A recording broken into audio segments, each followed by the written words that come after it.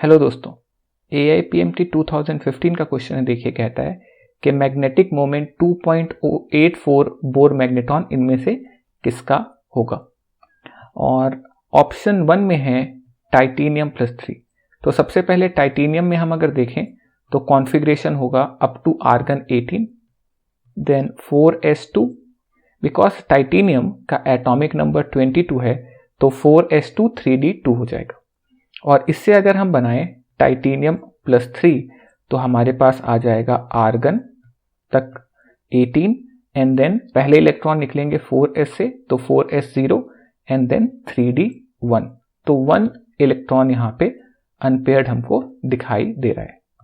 अब समझने की बात यह है कि ये जो मैग्नेटिक मोमेंट होता है वो होता है म्यू, और म्यू होता है √n+2 बोर मैग्नेट्रॉन, जहां पे n अनपेयर्ड इलेक्ट्रॉन है। तो अगर मैं यहां म्यू निकालूं तो ये हो जाएगा √n+2, क्योंकि d में एक इलेक्ट्रॉन है अनपेयर्ड। तो आप देख लीजिए एक इलेक्ट्रॉन प्रेजेंट है तो √1 यानी कि ये आ गया √3 एंड √3 की वैल्यू हो जाएगी 1.7 बोर मैग्नेट्रॉन। देन अगला वाला है क्रोमियम +3। तो लिखते हैं हम इसका भी। क्रोमियम का कॉन्फ़िगरेशन, तो क्रोमियम का एटॉमिक नंबर था 24, आर्गन 18, देन एक्सेप्शन कॉन्फ़िगरेशन था, ये याद है आपको, 4s1 3d5। तो यहां से जब हम बनाएंगे क्रोमियम +3 तो हमारे पास आ जाएगा आर्गन 18, 4s0 एंड 3d3। तो 3 अनपेयर्ड इलेक्ट्रॉन है यहाँ। d के अंदर अगर हम देखें तो 1, 2 एंड 3, तो 3 अनपेयर्ड इलेक्ट्रॉन्स हैं। तो म्यू की वैल्यू यहाँ से आ जाएगी √3, 3+2 यानी कि √15 बोर मैग्नेट्रॉन। और √15 को अगर हम सॉल्व करें तो ये लगभग 3.87 बोर मैग्नेट्रॉन।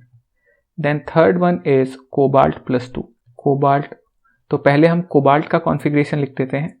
कोबाल्ट का एटॉमिक नंबर है 27, तो ये आ जाता है आर्गन 4s2 3d7 और कोबाल्ट +2 का हो जाएगा आर्गन 18, 4s0 एंड 3d7। अब यहां जो 7 इलेक्ट्रॉन्स हैं वो d के 5 ऑर्बिटल में जाएंगे। तो 1, 2, 3, 4, 5, 6 एंड 7। तो जो अनपेयर्ड इलेक्ट्रॉन है वो 3 हो गए। तो म्यू की वैल्यू आ गई √3, 3+2 यानी कि √15, यानी ये भी आ गया 3.87 बोर मैग्नेट्रॉन। अब लास्ट ऑप्शन बचा है यहाँ पर nickel +2। So nickel has atomic number 28, तो ये आ जाएगा आर्गन 18, 4s2 3d8 और निकेल +2 के अंदर में कॉन्फ़िगरेशन होगा argon 18, 4s0 and 3d8। 2 unpaired electrons हो गए।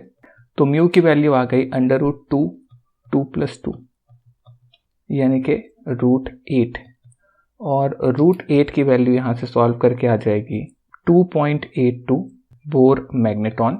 सो ऑप्शन वाइज अगर हम देखें तो ऐसा एक ऑप्शन मैच करता है, option number 4th, and that will be the answer. सीधे सीधे हमने अनपेयर्ड इलेक्ट्रॉन निकाल लेना है। So thank you for watching, do consider liking and subscribing. मैं आपसे मिलता हूं अगली वीडियो में एक नए सॉल्यूशन के साथ। तब तक के लिए bye bye and take care, and remember that you are appreciated.